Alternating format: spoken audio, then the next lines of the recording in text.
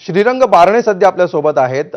बारणेजी, हा express highway अनेक वर्ष अगदी त्याचं बांधकाम सुरू असल्यापासून तुम्ही बघताय आणि कशा प्रकारे त्याची प्रगती झालेली आहे आणि आता कशा प्रकारे तो एक प्रकारे अडचण झालेली आहे सर्वसामान्यांसाठी। अशा प्रकारे सातत्याने जाम आणि आता तर 22 तास होत आलेत, कसं बघायचं याकडे? त्याच्यामध्ये काय आहे माहिती का, पहिला पुणे मुंबई महामार्ग NH4 होता। नंतर खरं तर बाळासाहेब ठाकरेंच्या माध्यमातून हा पुणे मुंबई एक्सप्रेसवे हा देशातला पहिला एक्सप्रेसवे झाला आणि याच्यामध्ये मोठ्या प्रमाणावरती ट्रॅफिक येते, हेवी ट्रॅफिक देखील आहे।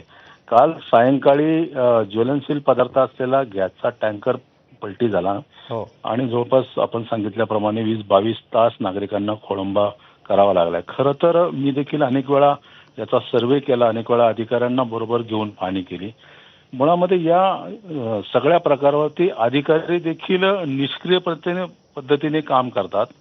IRB कडे याचा सगळा देखभाल दुरुस्तीचं आहे। IRB पण केवळ टोल वसुली करते खरं तर IRB, आणि याला कुठेतरी शासनाने याच्यावरती लक्ष घालायला पाहिजे। जोपर्यंत मिसिंग लिंकचं काम पूर्ण होत नाही तोपर्यंत अशाच पद्धतीने आज हे टँकर गळती झाली, पण रोजचे आहे। मी तर त्या महामार्गावरती कायम जात असतो, माझा मतदारसंघ आहे आणि सातत्यानं या बाबतीमध्ये मी स्वतः पत्र व्यवहार केलेला आहे। अनेक वेळा अधिकाऱ्यांच्या बैठका घेऊन प्रत्यक्षपणे पाहणी देखील केलेली आहे। परंतु आज जे नागरिकांचा हाल होतात, रात्रीपासून मला फोन येतात, अनेक लहान मुलं त्यामध्ये अडकलेली। मी देखील अधिकाऱ्यांशी बोलले। आता त्यांनी टँकर गळती बंद केली, टँकर उचललेला आहे।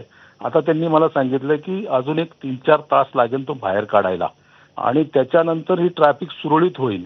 म्हणजे जवळपास अजूनही 7-8 तास ही ट्रॅफिक जामची समस्या खरं तर लोकांना भोगावी लागणार आहे आणि हे दुर्दैवी आहे खरं तर सांगतो। नाही, बारणेजी दुर्दैवी आहे असं आपण म्हणताय आणि सगळेच सत्ताधारी हे दुर्दैवी आहे आणि तात्पुरता काहीतरी उपाय होईल, ही कोंडी सुटेल कदाचित अजून 7-8 तासांनी।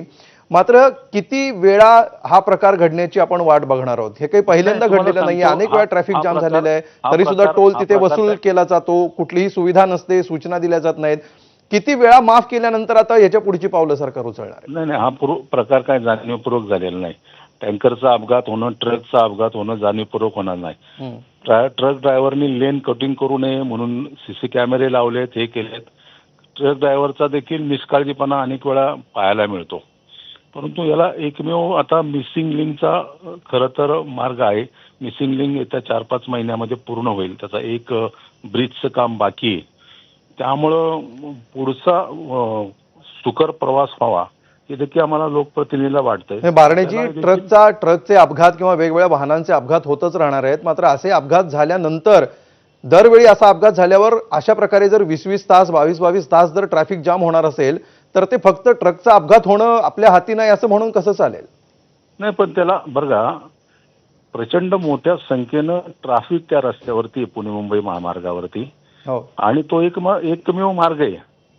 त्यामुळं त्या मार्गाला मिसिंग लिंक हा एक पर्यायी मार्ग माननीय एकनाथजी शिंदे साहेब नगर विकास मंत्री यांनी तो तयार केला आणि ते काम पूर्णत्वाला जात नाही तोपर्यंत घाट सेक्शन मध्ये अशा प्रकारच्या बाबतीमध्ये खरं तर जी कोंडी होती त्याला पर्याय तो शोधलेला आहे। पर्याय पूर्ण होत नाही तोपर्यंत त्याला कोणीच काय करू शकत नाही, खरं सांगतो। खरंय, ही हतबलता तुम्ही व्यक्त केलीत आणि सगळ्यांनीच हे लक्षात घेणं आवश्यक आहे की मिसिंग लिंक सुरू होत नाही तोपर्यंत असे प्रकार होत राहणार आहेत। यापूर्वी सुद्धा झालेले आहेत, आत्ताही झालेले आहेत आणि कदाचित पुढे याला किती दिवस लागतील माहीत नाही, मात्र सध्या तरी हे होत राहणार आहे, असाच साधारण प्रतिक्रियेचा सूर दिसतो आहे। धन्यवाद बारणेजी, आपण ABP माझाला ही सविस्तर प्रतिक्रिया दिलीत त्याबद्दल।